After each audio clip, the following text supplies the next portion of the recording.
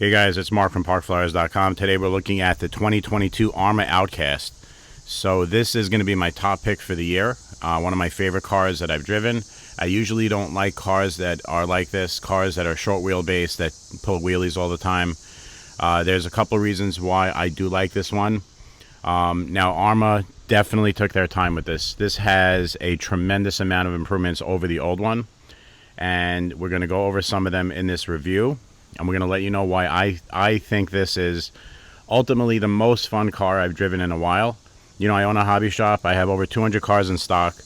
I get to drive everything. And, you know, it starts to get a little boring after a while, I'll be honest. But with this car, it is refreshing. It's something that I definitely consider one of the best cars, one of the most fun cars to drive, and that I've driven the entire year. And the Creighton 4S is going to be a little bit behind this one, but it's not going to be far off. Same type of weight, same type of components, just a little bit longer chassis and a little bit different driving. But this car, so let me get into the nitty gritty here. So this car is about 8 pounds. It's got a 4S speed control in it. You can run this. I mean, the gearing that it comes with is perfect. It's kind of like they were setting it up at the factory and were playing with different ratios, and they really honed the car with, you know, the punch control, the pinion, the spur is perfect out of the gate. You don't really need to touch any of this. At 55 miles an hour, and the amount of torque it has off the line, it's just perfect. Honestly, the top end speed, the way this thing just handles, is really perfect out of the box. You can tell that the engineers took their time. They did a lot of testing. I don't think they just got lucky on this one. They did a lot of testing with this, and it definitely shows. So let me get into the details. So the first thing is throttle control. So on a car with a short wheelbase, obviously it's wheelie centric. Every time you pull the trigger, you have to be careful not to flip the car over. But with this car, it's a little different. It has enough power in the way the power comes on where you can control the amount of power, and you could actually do maybe a 40-foot wheelie. We pull them off no problem in dirt and on asphalt, and it just makes the car so much fun. When you have control over a car, the way it pulls up, you know, off the ground, it just makes it really fun. And in the beginning, it's challenging. You're trying to manipulate the throttle to learn the car, and maybe part of that is the fun. There's a learning curve to this to drive it really nicely. But so the motor that comes with this car has so much torque in it that you can actually pull a wheelie while you're going about 35 miles an hour, like in the middle of the power band. And that's not common in a car like this. So usually you can pull wheelies off the line, and then as it gets up and goes, you're not going to be able to pull a wheelie, as it's going, let's say 40-45 miles an hour. This you can. Even at the end of the power band, if you just hit the throttle a little bit abruptly, you'll pull the front end up, and it just makes it so controllable, so much fun. And the reason why I like this Outcast even better than the 6S is its reliability and the design. And in addition to the weight. So you have much more reliable differentials. You have lighter weight. So you have 8 pounds versus 10.5 pounds on the 6S Outcast. And then which just makes it handle better. It feels more lively in the air. It's easier to manipulate. It's much easier to control. And overall, it just has a really good feeling to it. It ends up also being more durable and reliable and easier to work on. I really think this platform is going to be Arrma's #1 platform for 2022 and going forward. I think they're going to capitalize on this and make a lot more designs around this new chassis, the new universals, the new EXP differentials, the new suspension, the new shock towers, the longer chassis. They're going to probably come out with a whole bunch of cars based on this platform. It's that good. So the only thing, one of the things that I can tell you that the car does need, it's not a big deal, is a net. When you're driving this in dirt, a lot of the dirt will accumulate in the gearbox. And of course that could hurt the motor. When you have sand in the gearbox, you have your pinion, your spur grinding, and eventually you can damage the pinion, spur, and possibly the motor. So you're going to either want to get a net for the top of this thing, or you're going to have to clean it after every run. You have to open up the gearbox, just clean it out, and make sure you got all the sand out of there, and you'll be fine. Now I want to mention the universals. Now the universals on this car are a major step up over the previous one. If you look at the channels, the way they're cut out, they're much larger, and it makes it a lot less friction. They're actually just a better, you have a better built universal that's going to spin. It's going to spin with less rotational mass, and it's also going to be more precise because of the channels that are in the ends here. I like the design a lot better. If you look at the shocks, you have now aluminum anodized shocks front and rear. They're going to be a lot stronger than the plastic, and they look like they're higher volume. I can't confirm that, but I from my memory, I think these are higher volume than the old ones. And if you look at the shock towers on this thing, look at the honeycomb design in there, how they did that. They did that for weight, because if it was solid plastic, obviously it would be very heavy. So they did a honeycomb design for torsional rigidity, and as well as lightweight. So you have that in the front and rear. That design's really cool. Very nice touch. Wheelie bar is absolutely rock solid on this thing. The width is perfect. Every time you pull a wheelie, whether it's on asphalt or dirt, it holds the line. It holds the car. The car does not flip to the left or right. It keeps it straight. So as far as a wheelie bar, they really, I would say it's perfect. In addition to having a perfect width and like a really solid mount, you have a rubber wheel, so that it does grip, and it really does keep the car straight. So I like that. I'm going to mention the tires and the wheels, because I think these are the best wheels and tires on any RC car in this class. I think they're so good. I recommend that my customers use them on their cars that they have, like let's say a Sledge or a Max, anything 8th scale, that could use a 17 millimeter adapter. These are amazing. So these are the backflips for the 4S line. It's funny because the backflips for the 6S Outcast are a little too heavy for my taste. I even think this would work better on a 6S. I think the 6S wheels and tires for the Creighton and the Outcast and the Fire Team are way too heavy for all those cars, and they end up damaging the differentials very quickly.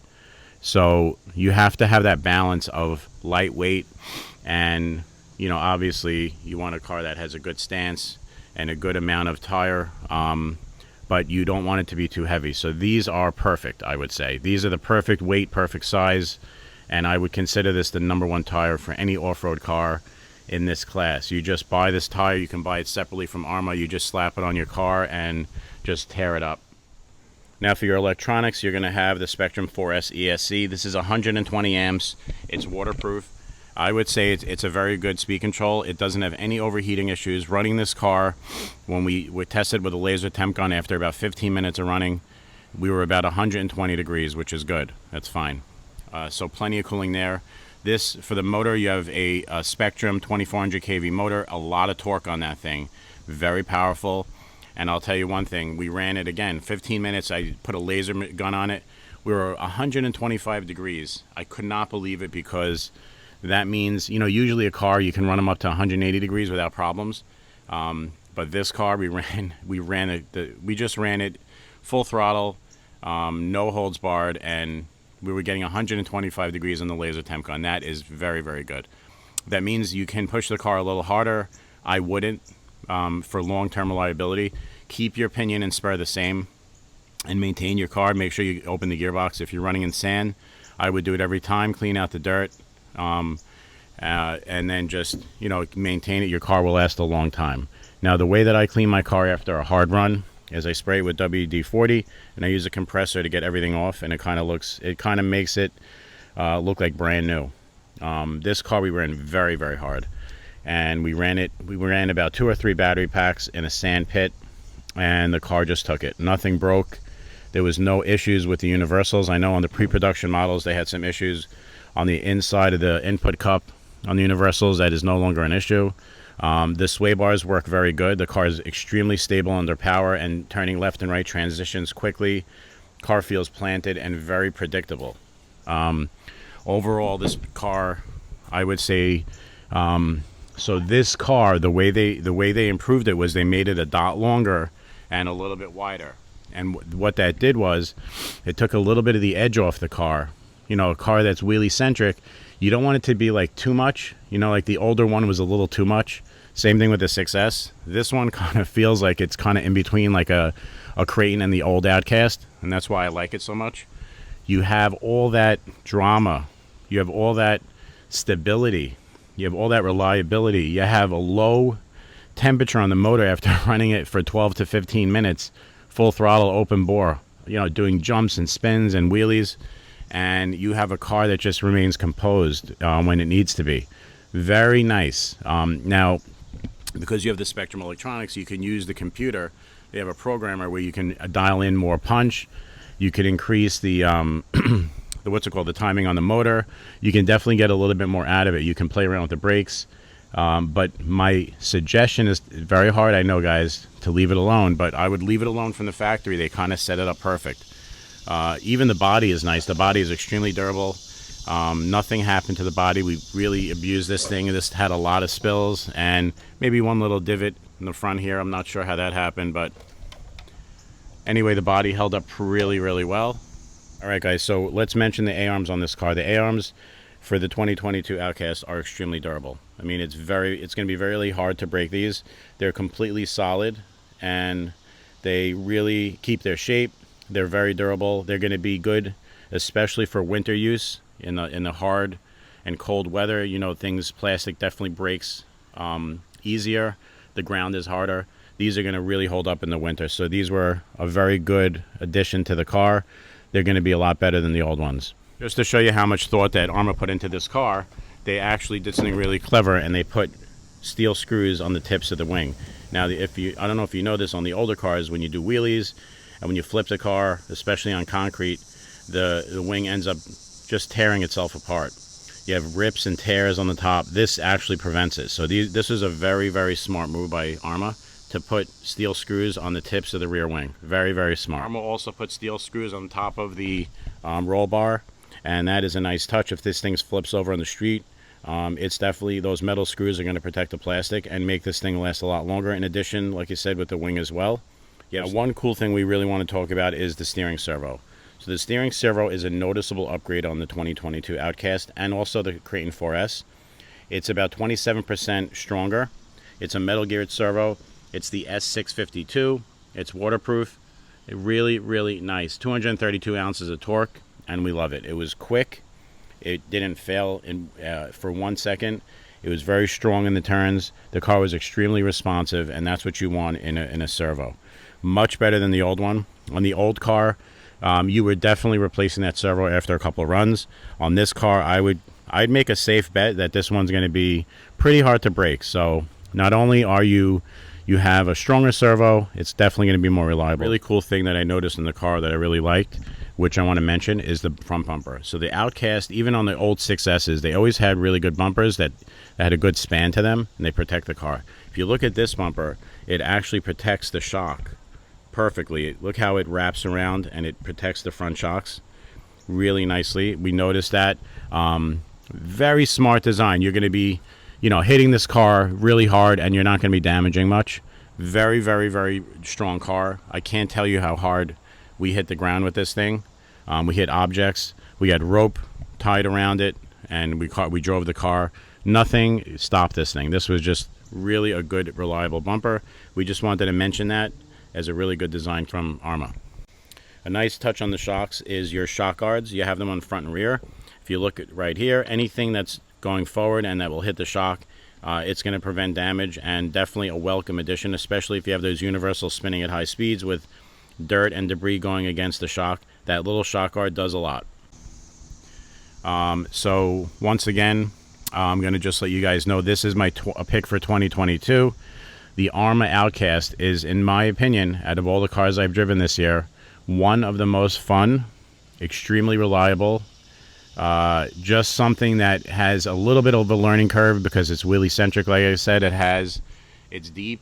The driving of the car is deep because you can, as you drive it, you start getting used to the car. You start getting better at it, and you can do more things with it as you learn its power to weight ratio, and you're manipulating the throttle, trying to keep it stable, trying to understand how it flips, and when you're jumping with it. Really nice, very controllable.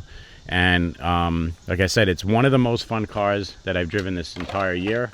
And I think Arrma is gonna has a big winner on their hands, and this is definitely gonna be my pick for the year. So price $469.99. It does not break the bank. It's cheaper than cars in their 6S line. And like I said, because of the new EXP parts, you have the new EXP parts in the transmission. You have the differential with newly cut gears. Ring and pinion is brand new. You have the internal side of the differential where you have all those gears in there, all renewed. That better metal, definitely better, much better metals used, and a little bit re-engineered on the inside. And the universals are fantastic. So you have all those new EXP parts on the car, added to an already exciting car. So now you up the durability on a car that was already good, and then you make it, like I said, you make it, the wider track is great, and the longer chassis, slightly longer chassis, is amazing. So anyway, please like the video, share it. If you have comments, please leave them below. If you want to buy from us and support the shop, please, you're in the tri-state area, come to our hobby shop. We also ship. You can call me at my 800 number, 1-800-470-8932. Ask for Mark. We'll ship one out to you, no problem. Support us. So listen, we take the time to make the videos. I open one up, I use them, I test them. The right thing to do is to support a YouTube, a YouTube channel that does this, because we're an asset to the community. We play with these cars, we open them, we let you know our opinion. If something is not good, we're very honest about it. We usually don't review it, but if it's something is exceptional, we'll take the time to let you know about it. And just for that alone, we ask if you can just, support us by buying the car from us, buy some parts from us, maybe batteries. We have everything to support this car, and we would love to get some new customers from these videos. Anyway, we thank you. By the way, we do get support, and we love the support, and we thank everybody that comes to us and uses us. So yeah, once again, signing off. This is the Arrma Outcast 2022 review, and like I said, this is my pick for the year. So this is my RC car of the year, and we hope you like the video. Have a good one, and we'll see you on the next one.